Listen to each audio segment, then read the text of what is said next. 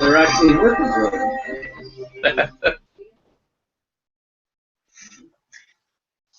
A long, long time ago, I can still remember how that music used to Oh, you're gonna cut off a good song. Yeah, just a few seconds. And I knew if I had my chance that I could make those people dance, and maybe they'd be happy for a while. Well, that's enough of music intro. I'm gonna have to learn how to do a music intro and make it so it actually feels like I'm doing something real and not just accidentally playing music. That almost felt, I don't know if that felt like I was accidentally playing music, which that's what it was. The music was playing already, and decided in advance that hey, at about 9:58, I'm gonna hit the record button. I'll let it play for 30 seconds or so, 30, 40 seconds, and then start talking. So you get to hear a little bit of two songs, which is, from a fair use point of view, is actually pretty good. You get about 30 seconds of fair use from a song before they get all copyright on you. But so if I do 30 seconds, a little bit more, almost 30 seconds of one, almost 30 seconds of another, now I'm pushing a minute. So we can do, if the time is right, we can actually get this. Okay, enough of that. Thursday, January 15, 2015. I'm here with my co-host, Dutch Schultz. And let's see if I think how it is.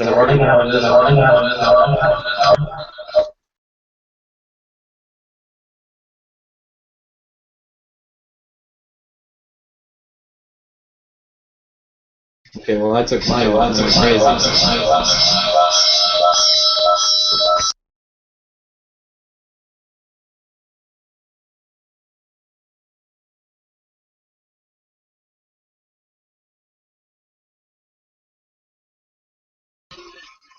That's the way to turn off the music, is to turn off the speaker. All right, so is that better?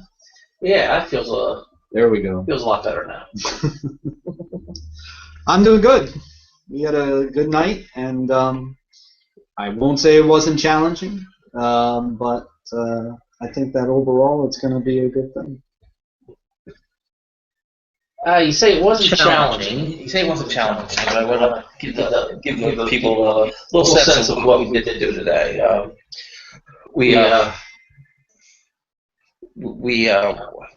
confused. There's the mic's on, so I'm confused. All right, yeah. I was going to say, Shane's been talking. He's got a big announcement coming up, and for today, he's got some his own little business going on. As you know, he's here every night with and he's Serenely Speaking. That's his speaking company. He's a public speaker, and he's taking it to another level. And a big announcement around that, and it involved us having to do some filming, having to do some sort of some uploading, and maybe acting like we know what we're doing, even though I didn't know what I was doing, and Shane of course pulled it off.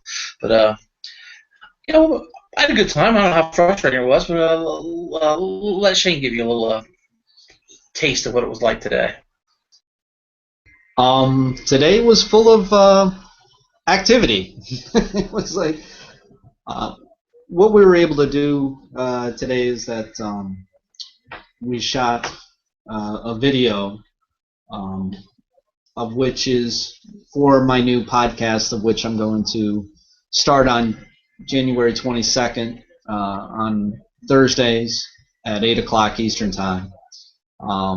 It's called Arisen Strength, and we were able to do a shoot for that as to sort of like a introduction as to what Arisen Strength is all about, which in short, it's to help others bring back their talents and their dreams so that they can relive them again, and so the world can enjoy them. There's a lot of people out there who have had their dreams and their talents suppressed for whatever reason. There's numerous reasons that are out there.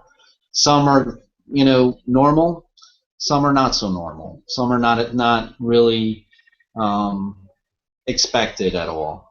Sometimes we get blindsided by life, and as a result, dreams and talents are definitely suppressed into us. So the idea is to allow people to have a venue to be able to try to figure out what it is that's going on with them, that's suppressing that dream, that's suppressing that talent, and trying to bring it out again. It goes on a 3-position concept. It's to support, to encourage, and to celebrate. And so, I think that I'm really excited about it. It is branching out a little bit from what it is that I normally do as a public speaker, but it's something that I'm excited to do. Oh, great. And we have our hashtag that we on Twitter. You can contact us and send tweets out in our name, RTWRE. That's Random Thoughts with Random Access. And send a tweet out. You can see it up here on the page. Our co-host Shane, he's been a big inspiration for me for a long time, and that's true. The time that I've known Shane, he's really it pushed me to do more and be better and to enjoy doing it. So this is a big exciting announcement. You can come to our webpage, the Random Thoughts with Random Access Facebook page, and we have a link to the videos that we're talking about here. You can see Shane's spoken word piece, Arisen Strength, and then his introductory announcement for his new live podcast that will be starting January 22nd, 2015, Thursday nights. It's very, very exciting. In fact, that was another message I kind of sent out thinking about this as general. It's a general thought, but it really applies to this one. There's this other tweet here. It said that appreciation of experience is a combination of mindfulness, perspective, and humility. Those are some of the words we've been talking about here. And today was it was an experience, and we have to have appreciation for this experience. It was I'm not gonna say it wasn't challenging. Yeah, it was challenging. It was we were all under the gun a little bit to kind of get it done. Feeling a little bit of that pressure, but that, of course, that pressure helps motivate you. And did it go smoothly? No, I wouldn't say it went smoothly. There was fits and starts, but at the end of the day, it was what it was, and I think it came out great.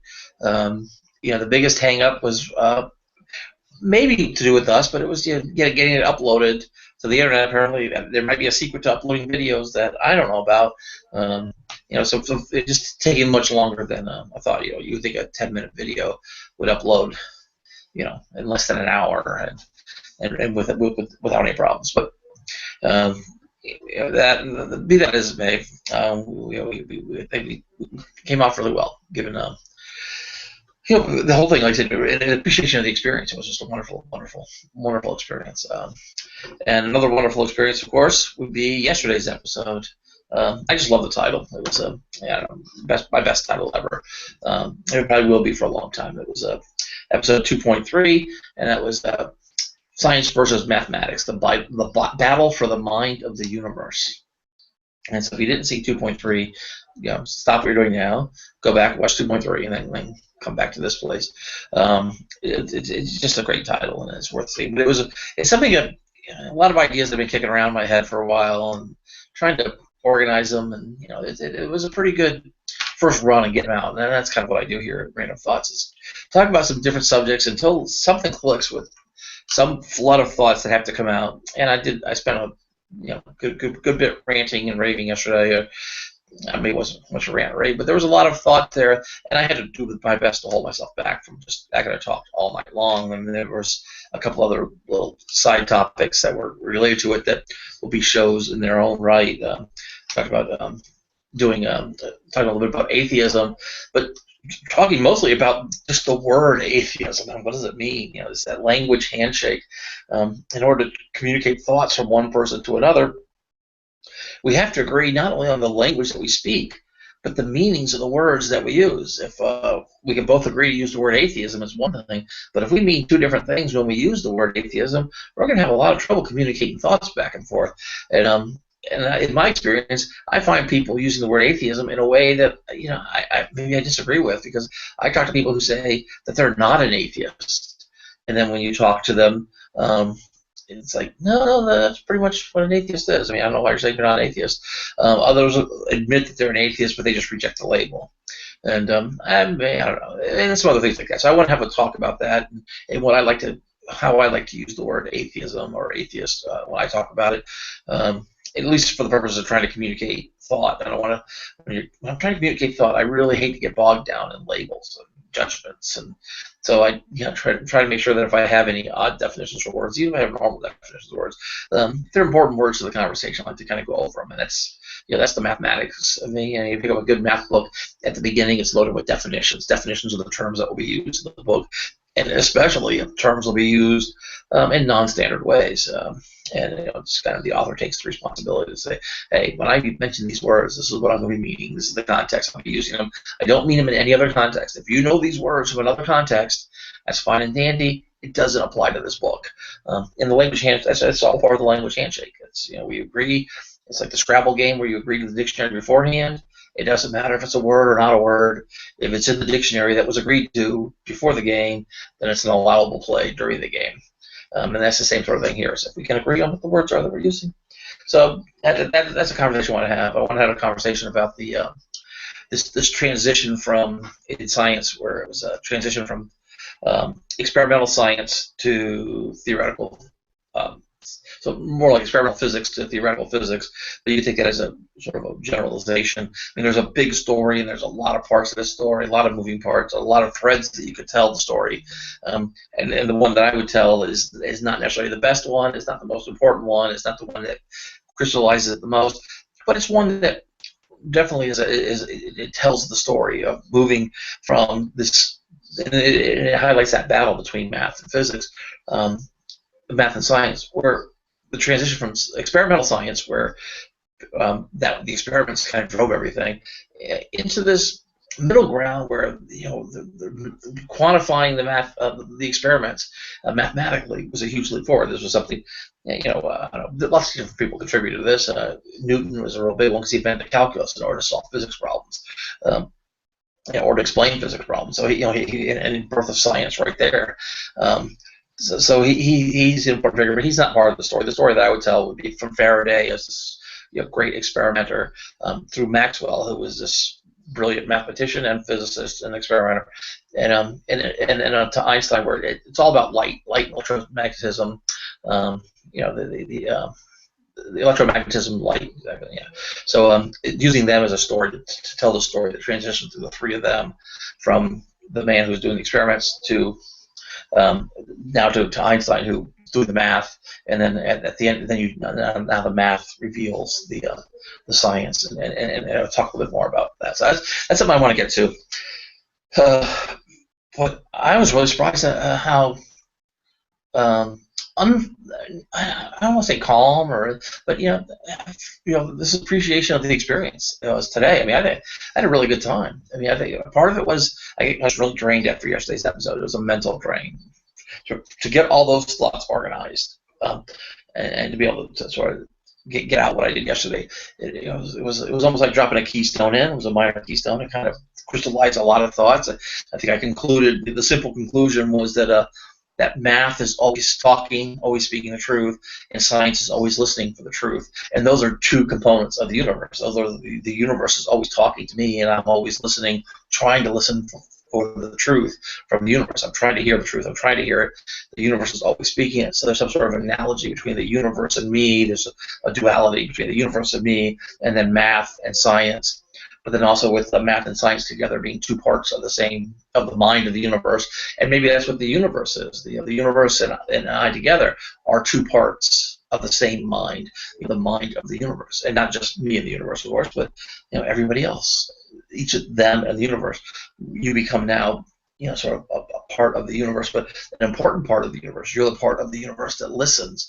The universe is that part which speaks, or the higher power is that part which speaks, and together you form the universe. And so there's this higher power thing going on, where what is my higher power? My higher power is not just the universe, it's the part of the universe that speaks, and I am the part of the universe that listens. So I'm the listener, the higher power is the speaker, and so that way of kind of dividing up the universe into, so now I'm not just saying my higher power is the whole universe.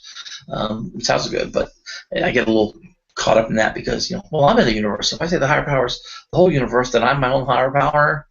But if I'm my own higher power, then I get myself a little confused. So by separating it into this speaker and talker, I can visualize my higher power a little bit, and I can do this in a way that's not at all religious, and I can still, with good conscience, call myself an atheist. I don't have to say that I'm an atheist and have somebody go, oh no, but you believe in a higher power, so you can't be an atheist. Look, a higher power is a placeholder word for basically everything that's outside of my control. Then that's part of my listening and hearing. Everything out of my control, I have to just listen for. That's the stuff that's talking to me. Those are all the external triggers. I can't control them. So if I can't control them, it doesn't, it's okay to say that, it's under the control of somebody else. I mean, I'm not saying it's like a willful control or a purposeful control, but, it's not my locus of control. So it's locus of control out there. And so I'm okay with that, with the higher power and some, things like that. But getting through the day today, it was a lot more tedious than I thought it was going to be. It was a lot of hurry up and wait. It was a lot of not a lot of it. A take two, do that. Getting things, just pulling it off was a lot more. It could have been a lot more straining for me. I mean, I think if I'd done it even just a couple of weeks ago before I started this podcast, it would have been a nightmare. That would have been a lot more swearing, I should say. But there's certainly a lot of frustration that would have lingered. I mean, it was maybe in the moment there was some stuff where you gotta recognize the moment when it's a frustrating moment. There's no shame in recognizing a moment that's really getting to you. I certainly don't. I don't hold it against myself that, hey, in the moment, yeah, I was. But as soon as it passes, you do the little thing. Say, yeah, okay, that was the moment. But this thing is beyond my control. This one is something I can control. So rather than keep myself angry, I'm gonna go ahead and fix. But this other one I can't deal with, so I'm gonna just let it go. So that's the way it was a great day like that. I can totally understand when it came to frustration. I mean, I've done some shoots in the past, and I've definitely done some speeches quite a bit, and not ever do they go perfect, but some go a little bit smoother than others.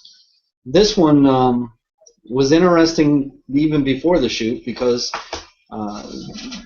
as you mentioned, we had a lot of internet connections that were being an issue, and it just so happened to be on the day that we were planning on doing a lot of things. And I know that you went to your room basically and kind of downloaded, downplayed what was going on as much as possible, but I could tell that you were frustrated. I know that I was frustrated. I had some things that I had to do outside of the shoot itself, but when it all got to that point as to where, okay, the internet's working correctly, okay, we've got the set right, okay, we've got the idea how we want to do this and everything, hours went by, and it went by quick.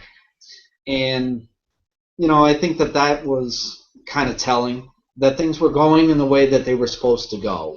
It wasn't going in a bad way here. It was going in a bad way when we were uplinking it. And and having, technical difficulties with Facebook, with YouTube, and so forth, they were the problem. They were the frustration. As far as what happened with us, we had a good time. You know what I mean? And I think that anybody who sees the video is definitely going to say, that was a damn good video that was done. And a lot of that had to do with you. A lot of that had to do with your patience. A lot of that had to do with your innovation. I mean, your ideas and stuff. I've done this before, and sometimes it takes me a little bit to get my rhythm. But this is the first time that I never, I didn't memorize the whole thing, which is very unusual for me. And but I'm trying to kind of let myself go with the fact of the universe. It's going to happen. It's going to happen the way that it's going to happen, whether I like it or not. And, it was the first time that I used a teleprompter, and I think we did pretty good with it. And so that's, the universe did what it did, and,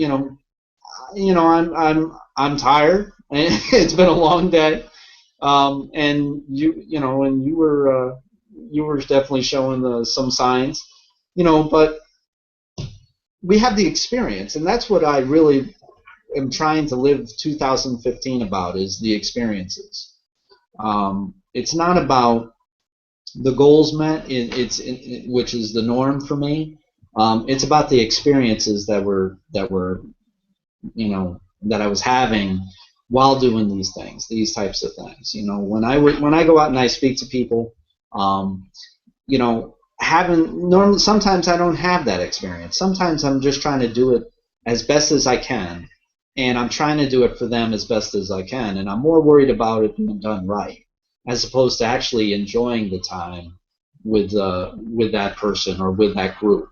And today wasn't one of those days. Today was a day that I actually enjoyed, having the shoot, doing what we were doing.